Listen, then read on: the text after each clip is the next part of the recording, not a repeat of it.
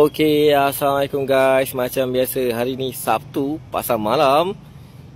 Sekarang jam 7.11 malam. Dah azan maghrib dah. Okey, tapi kita akan bagi peserta-peserta ni rehat pada jam 7.30 dan 8.30 bagi ruang untuk mereka menjalankan ibadah solat. So guys, sekarang ni diorang tengah membuat kerja-kerja proses membarai bosku. Tengok.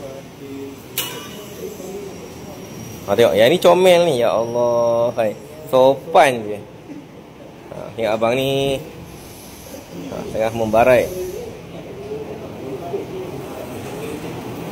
Okay. Tu dia. Saya tengok dah macam apa, pasar Bazar Karat dah. Tiba-tiba teringat lah kat JB. Rindu ke apa ni? Bazar Karat, Bazar Karat.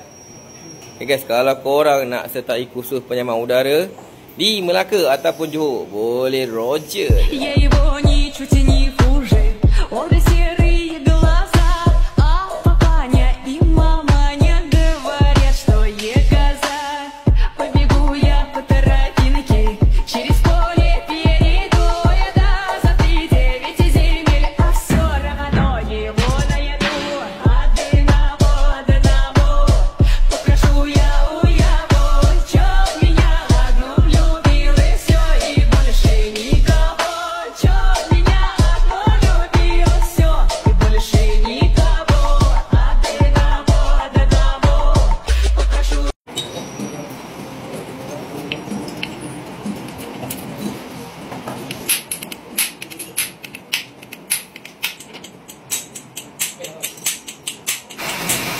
Abang tu, bagi dia pegang kat atas, dia tengah.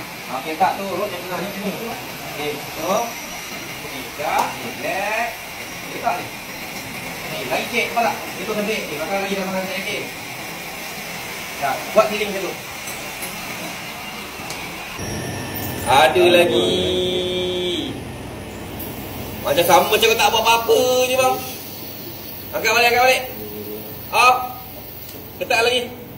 Okey, Assalamualaikum guys. Akhirnya jam 11.19. So macam saya kata, paling awal 10 malam, paling lewat 4 pagi. Ni lah. Ni yang seorang ni yang paling lewat ni. Nampak tak dia tengah kemas-kemas tu? Housekeeping. So dia ni belagak ni. Dia kata dia nak buat seorang juga. Saya tak nampak dia. Saya kata aku on je. Tapi tak apalah. Yang penting mereka dapat belajar A to Z. Okay. So dah 5S semua.